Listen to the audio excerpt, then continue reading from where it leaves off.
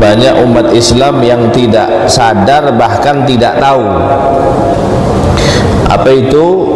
Kita ini sekarang berada terkumpul pada kita ini dua keistimewaan yang kita tidak sadar.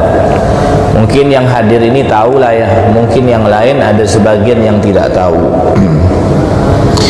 Dua keistimewaan yang terkumpul pada kita pada saat ini. Yang pertama, kita sekarang ini berada di dalam bulan yang mulia, yaitu Ashhurul Hurum, bulan-bulan haram yang sudah Allah firmankan di dalam Al-Quran. Dari 12 bulan itu ada minha arba'atun hurum, 4 bulan haram, Dzulqa'dah, Dzulhijjah, Muharram dan Rajab. Kita berada di bulan Dzulhijjah, bulan penutup dari 12 bulan, atau lebih dikenal dengan bulan yang di dalamnya dilaksanakan rukun Islam, yaitu ibadah haji di Makkah Al-Mukarramah. Bulan ini luar biasa sekali, pahala-pahala kita dilipat gandakan oleh Allah Subhanahu wa taala.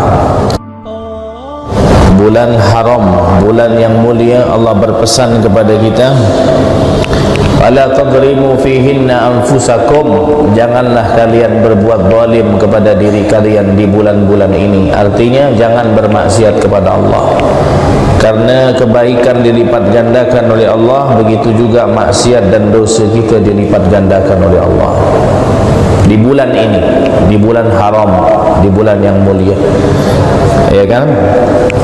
Itu keistimewaan yang pertama, kita berada di bulan yang haram. Keistimewaan yang kedua, kita ini masih berada di 10 hari pertama di bulan Dzulhijjah. Banyak yang tak tahu nih keutamaan 10 hari pertama di bulan Dzulhijjah. Karena ketidaktahuannya akhirnya lewat begitu saja. Sayang, belum tentu tahun depan kita masih hidup bisa dapat lagi, karena ini musiman, hanya setahun sekali kita dapat. Sekarang ini mungkin berapa Dzulhijjah sekarang ini? Jumat 3, 4, 5, 7 Dzulhijjah sekarang ini, 7 atau 8 begitu. 7 ya, 7. Besok kan puasa Tarwiyah, nanti hari Kamis kita puasa Arafah, hari Jumat kita lebaran haji. Sekarang 7 Dzulhijjah, berarti masih ada kesempatan 2 hari lagi kita nih, 3 hari sama Idul Adha. 10 hari pertama di bulan Dzulhijjah ini saking istimewanya sampai Allah bersumpah dalam Al-Quran. Kata ulama, sesuatu yang Allah bersumpah atasnya berarti itu sesuatu yang istimewa di hadapan Allah. Allah katakan dalam Al-Quran, wal fajr wa layalin ashr, wal fajr, dan demi waktu fajar, waktu subuh, itu waktu yang istimewa. Walayalin ashr, dan demi 10 malam. Mayoritas ulama tafsir mengatakan yang dimaksudkan dengan 10 malam yang Allah bersumpah atas namanya, yaitu 10 malam pertama atau 10 hari pertama di bulan Dzulhijjah ini. Jangan disia-siakan pahalanya. Kata ulama, ibadah yang kita lakukan di 10 hari pertama bulan Dzulhijjah ini dilipat gandakan menjadi 700 kali lipat. Sekarang kita kiaskan ya, 1 rakaat solat kita nih di 10 hari pertama ini, berarti 1 rakaat jadi 700 rakaat. 1.000 rupiah yang kita sedekahkan jadi 700.000 rupiah. Tasbih, tahlil, takbir yang kita ucapkan, la ilaha illallah, subhanallah, alhamdulillah, Allahu akbar, itu dilipat gandakan 700 kali pahalanya. Dan kiaskan dengan amal-amal ibadah yang lainnya. Walaupun ada secara di dalam hadis itu dianjurkan memang di 10 hari pertama ini perbanyak berzikir kepada Allah. Selebih itu kita perbanyak puasa. Puasa dari hari pertama bulan Dzulhijjah itu sampai ke-9 ini, setiap harinya kita puasa itu pahalanya menghapuskan dosa setahun. Tapi khusus nanti tanggal 9 Dzulhijjah di hari Arafah kita puasa dapat menggugurkan dosa 2 tahun. Siyam yaumi Arafah ahtasib 'ala Allah an yukaffira sanata allati qablah wa sanata allati ba'dah, atau kama qala Nabi sallallahu alaihi wasallam. Untuk dari hari pertama sampai hari ke-8 tu kalau kita puasa, Imam Nawawi juga menganjurkan yustahabbu istihbaban syadidan, sangat disunnahkan puasa dari hari pertama itu pahalanya menghapus dosa setahun. Khusus di hari Arafah nanti hari Kamis ini menghapus dosa 2 tahun. Setahun sebelumnya dan setahun yang akan datang dihapuskan dosanya oleh Allah Subhanahu wa ta'ala. Di 10 hari pertama ini Nabi SAW bersabda dalam hadis yang sering kita dengar, ma min ayyam al-amalu salih fihi afdal wa ahabbu ilallah min hadhil ashr. Kata Nabi, tidak ada hari-hari yang amal soleh kita lakukan di dalamnya lebih afdal dan lebih dicintai oleh Allah daripada 10 hari pertama di bulan Dzulhijjah. Artinya apa? Amal soleh yang kita lakukan ini mungkin diterima, tapi belum tentu dicintai Allah. Mungkin diterima, tapi belum tentu dicintai Allah. Tapi amal soleh yang kita lakukan di 10 hari pertama ini, Dzulhijjah ini, derajatnya naik, diterima plus dicintai oleh Allah Subhanahu. Apa sih untungnya kalau amal soleh itu dicintai Allah? Apa untungnya? Kita lihat dalam Al-Quran. Apa kata Allah dalam Al-Quran tentang cinta ini ya, tentang cintanya Allah? Apa kata Allah? Qul in kuntum tuhibbunallaha fattabi'uni yuhibbukumullah wa yaghfir lakum dzunubakum. Itu keuntungan kalau kita dicintai Allah. Kata Allah, katakanlah ya Muhammad, jika kalian serius mencintai Allah, maka ikutilah kekasihku Muhammad sallallahu alaihi wasallam. Karena orang yang setiap aktivitasnya mengikut petunjuk dari Nabi Muhammad, 3 yang dia dapatkan. Yang pertama, pekerjaannya pasti mudah. Yang kedua, pekerjaannya pasti sukses. Yang ketiga, pekerjaannya pasti berkah kalau ikut petunjuk Nabi Muhammad SAW. Apapun itu, dari tidur sampai tidur lagi, sampai bangun tidur lagi, ikut petunjuk Nabi Muhammad SAW. Nabi menganjurkan kalau tidur begini, kalau kerja begini, kalau ini makan begini, semua kita ikuti petunjuk Nabi. 3 kita dapatkan, mudah untuk dilakukan, wa sukses, wa berkah. Subhanallah, 3 kita dapat kalau mengikuti petunjuk dari Nabi Muhammad SAW. Kalau bukan Nabi, siapa lagi mau kita ikut? Fir'aun mau kita ikut, Iblis mau kita ikut. Nabi Muhammad SAW kiblat kita. Kalau di dalam solat kiblat kita Ka'bah, kalau dalam kehidupan kita kiblat kita Nabi Muhammad SAW. Mau ikut siapa lagi kalau bukan Nabi Muhammad? Yang punya syafaat di hari kiamat hanya Nabi Muhammad, ya kan? Semua Nabi angkat tangan, semua Nabi angkat tangan kecuali Nabi Muhammad SAW. Kata Allah, ini kita bahas tentang amal soleh yang dicintai Allah. Kalau kau serius cinta kepada Allah, ikuti Nabi Muhammad, maka Allah akan mencintai kalian. Kalau Allah sudah cinta, apa yang didapatkan? Wa yaghfir lakum dzunubakum. Allah akan mengampunkan dosa-dosa kau. Jadi itu buah dari cinta Allah, dosa kita diampunkan Allah. Kalau orang udah dicintai Allah, maksiat tu tak dipandang sama Allah. Kita kalau udah cinta sama anak kita, mau dia nakal macam mana, kalau udah cinta ni semua diturutkan. Begitu juga Allah, mau kita sebejat-bejat, bukan anak suruh ente bejat ya, bukan anak suruh ente maksiat, tidak. Artinya kalau udah ente dah mahbub, dicintai oleh Allah, semua tidak dipandang oleh Allah, semuanya baik di mata Allah Subhanahu. Ini kesempatan kita nih, tinggal beberapa hari lagi amal soleh yang paling afdal dan paling dicintai Allah di 10 hari pertama di bulan Dzulhijjah ini yang kita lakukan. Belajar solat khusyuk di 10 hari pertama ini, ya kan? Mungkin kita solat tak pernah khusyuk, belajarlah solat khusyuk di kesempatan 10 hari pertama. Belajar solat sunnah yang mungkin di luar tak pernah duha, tak pernah witir, tak pernah tahajud. Mulailah dari sekarang ini belajar solat duha, qobliyah, ba'diyah, rawatib, itu besar pahalanya dilakukan. Mumpung berlipat-lipat nih pahalanya, 700 kali lipat kita dilipat gandakan oleh Allah Subhanahu wa ta'ala kesempatan. Sahabat bilang apa sama Nabi? Walal jihad ya Rasulullah, walaupun jihad ya Rasulullah, apakah tidak bisa menandingi pahala amal soleh yang dilakukan di 10 hari pertama ini?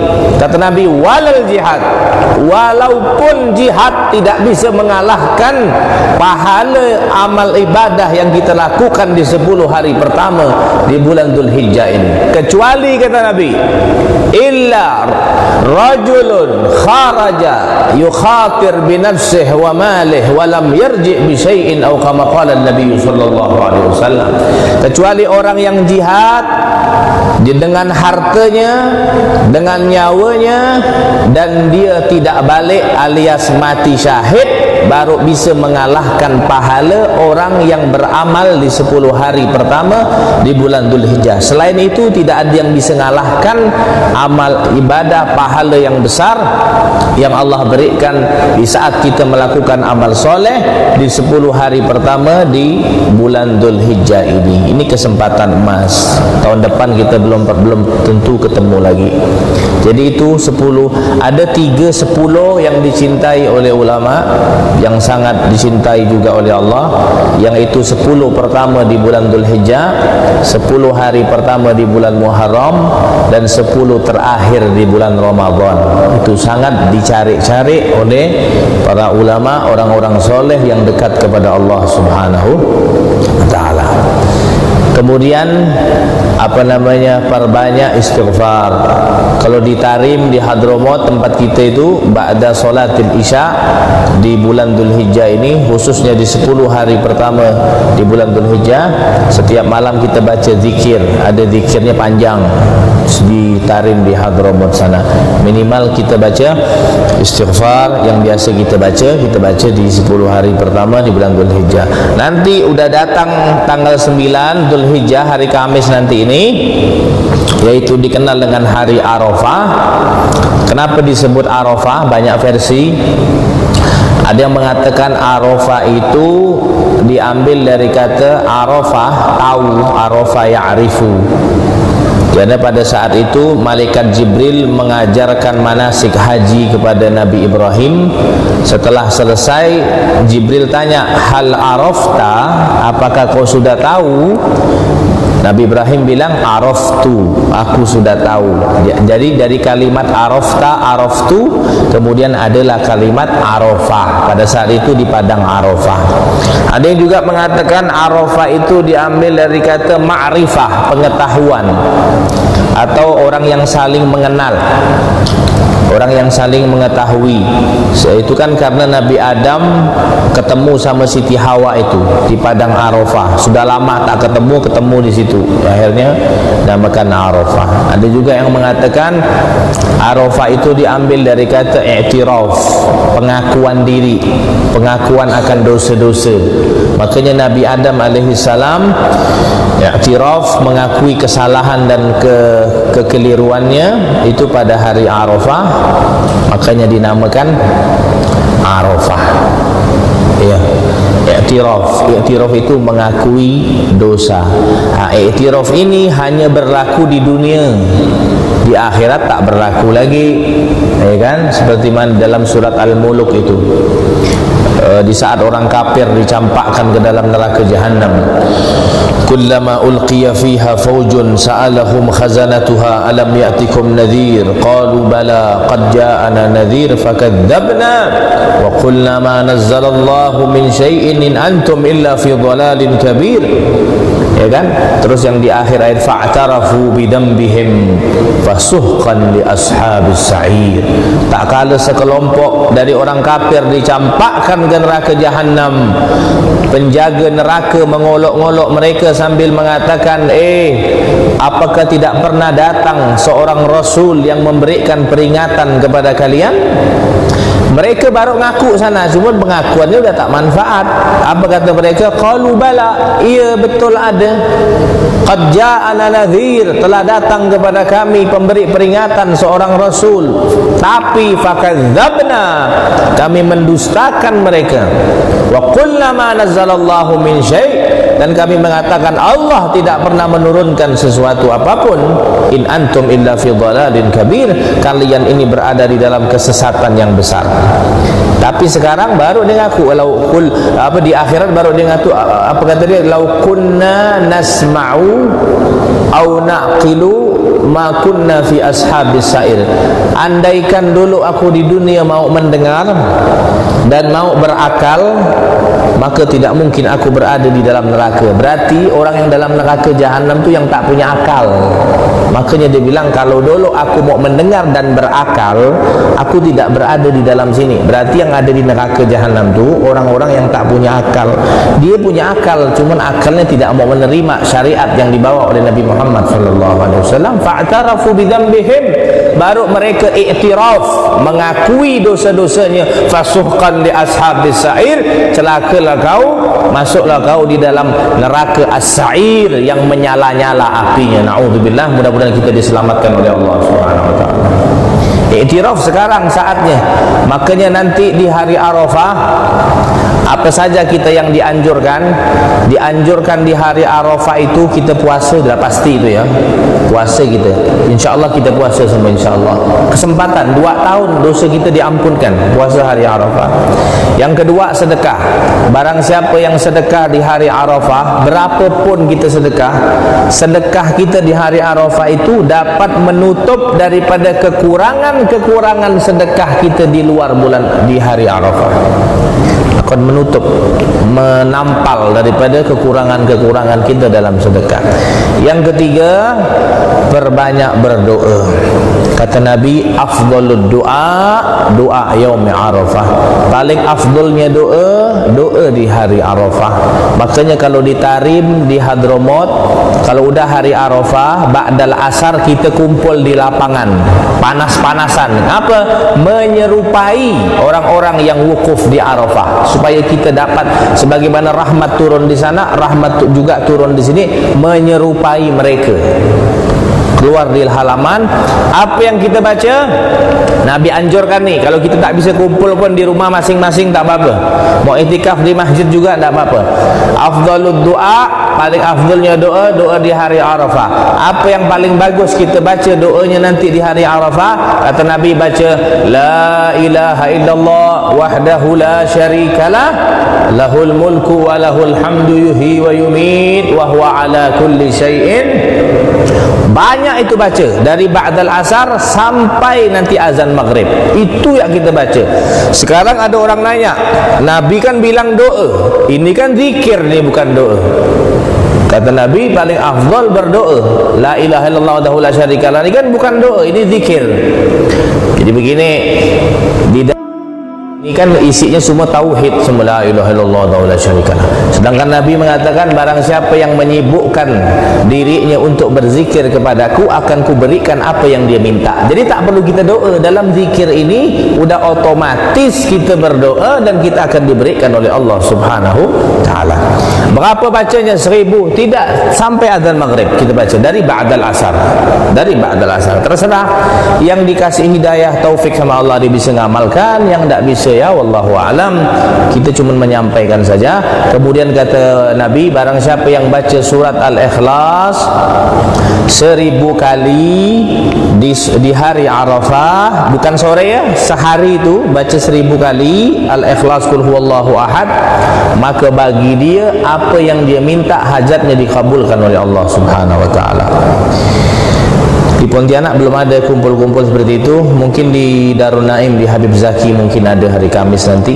Ada seperti yang dilakukan di Hadramaut Yaman, kumpul di halaman menyerupai orang-orang yang ada di Arafah sana. Jadi kesempatan hari Kamis, yang mau puasa besok juga bagus, ya kan, untuk membedakan kita dengan orang Yahudi.